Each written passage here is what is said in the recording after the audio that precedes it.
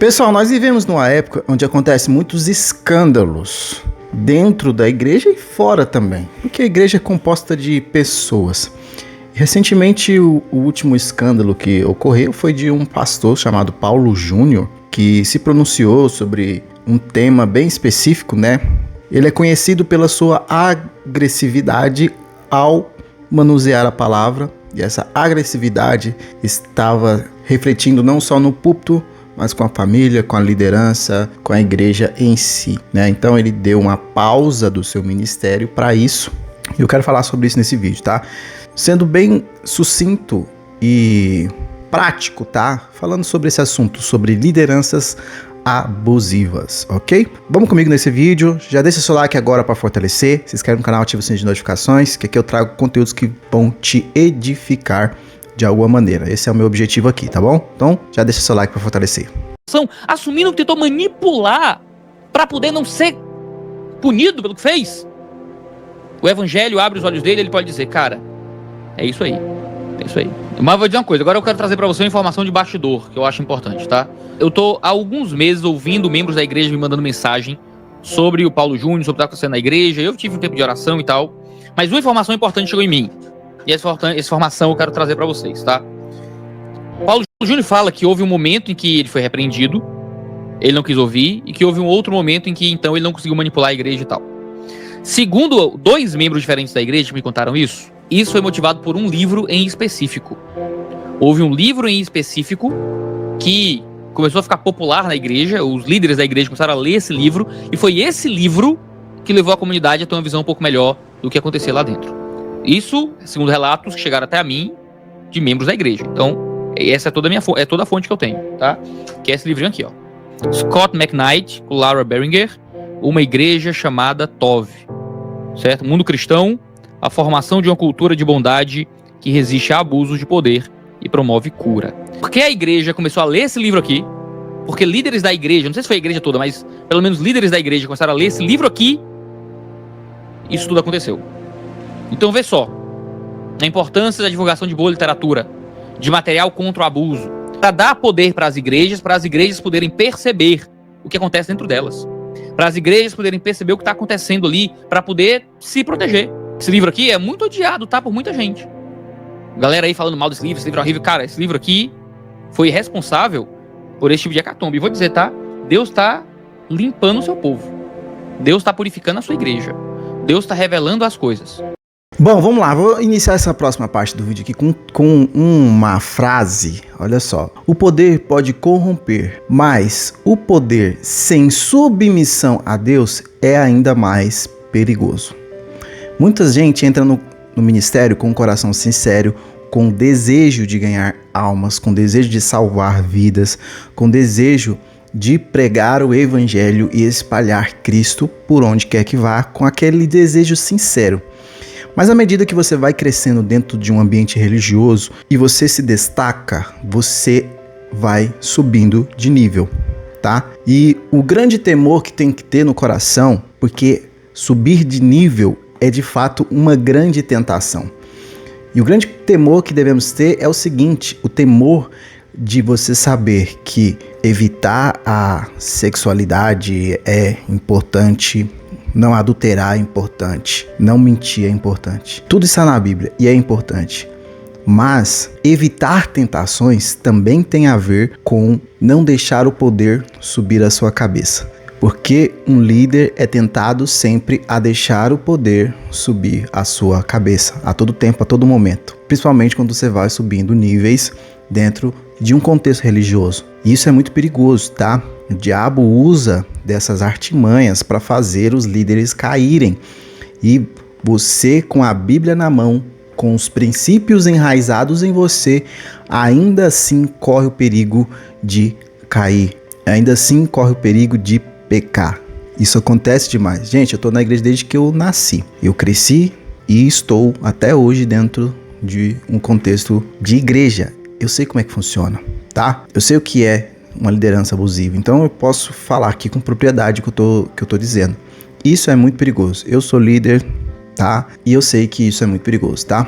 Nós já sabemos o texto de Provérbios, né, que fala assim, a soberba procede a ruína e a altivez de espírito procede a queda. E isso acontece quando a sua coroa se torna maior do que a sua missão. A sua coroa se tornou maior que a sua missão, tá? Isso acontece por conta disso. Então, líderes vão adquirindo posições, coroas, e a humildade vai acabando, a temperança em lidar com o rebanho e lidar com os próprios discípulos vai acabando conforme você vai deixando a coroa ser maior do que a sua missão. Isso acontece dentro da igreja, mas não é só dentro da igreja. Aquele chefe abusivo, aquele líder que não sabe impor limites. No meio corporativo tem muito disso, né? A diferença entre líder e chefe, tá? O chefe é chicote, o chefe é faz o que eu faço, faz o que eu tô falando e pronto. O líder não, ele motiva e tudo mais, tá? No meio corporativo assim. Mas observa só, e muitos pensam que o abuso é somente verbal ou físico, mas também existe o abuso espiritual, galera. E ele é real e é destrutivo. Sabe como é que isso acontece? É quando o líder, ele usa a palavra de Deus como arma sobre a cabeça dos seus membros para ditar as coisas. A palavra de Deus, que deveria ser o consolo, a exortação, o alívio, a sabedoria, ela se torna uma arma na mão dessas pessoas. E o que eu volto a dizer, você se torna soberbo mesmo com a Bíblia na mão e os princípios enraizados dentro de você, porque você não vigiou um ponto específico. Marcos 10, 43 diz assim, Marcos 10, 42 e 43 diz assim, os chefes de nações dominam sobre elas e as pessoas importantes exercem poder sobre os outros. Mas entre vocês não pode ser assim. Pelo contrário, quem quiser ser importante entre vocês deve servir aos outros, tá? Então, quando o pastor está gritando, está impondo, não está sabendo conduzir o seu rebanho, ele está indo contra a palavra de Deus.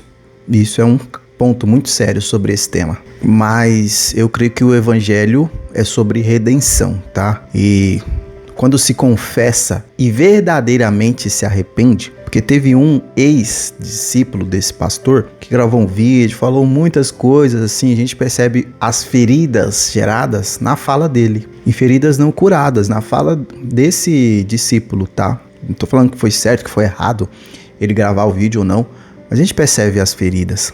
Mas houve uma confissão sincera do pastor Paulo Júnior. Bom, pelo menos eu penso ser sincera, eu pelo menos penso ter um verdadeiro arrependimento para gravar um vídeo assim de cara limpa e dizer que está errado, tá? Pode ser que sim ou pode ser que não, mas partindo desse pressuposto, houve uma confissão. Então a gente precisa, de fato, levar isso em consideração. E olha só, essa confissão não é somente para líderes. Se você sente que tem falhado como pai, peça perdão. Se você sente que tem falhado como marido, peça perdão.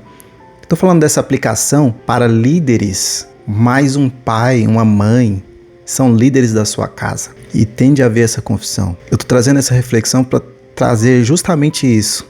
Muitos líderes são bons líderes na igreja, mas em casa não são bons líderes, com as suas esposas, com seus filhos. Às vezes essa confissão para a igreja está tudo bem, né? Para as redes sociais está tudo bem, mas deve haver o temor dentro da sua casa, principalmente. Porque se sua casa está em ruína, o resto tudo já acabou. E Deus oferece essa verdadeira restauração. Casos como esse me faz pensar a cada dia que eu devo ser humilde, que eu não devo ser soberbo, que eu não devo ser autoritário em nenhuma esfera da minha vida, que eu tenho que exalar Cristo em tudo que eu fizer. Eu vou errar e vou errar muito ainda nesse processo, mas eu sei que com Deus eu vou poder vencer as minhas limitações, os meus erros, e eu oro para que o espírito de engano saia de todos os corações, não só dos pastores, mas que o espírito de engano saia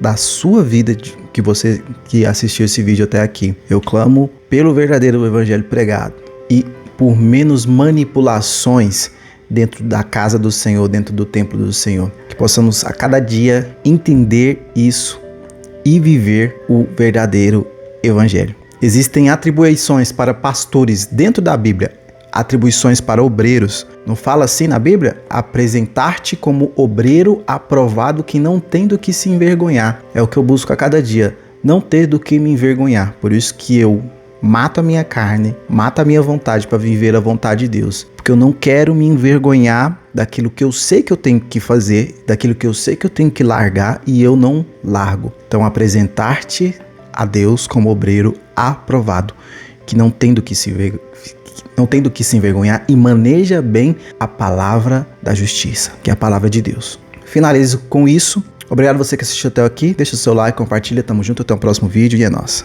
Grande abraço.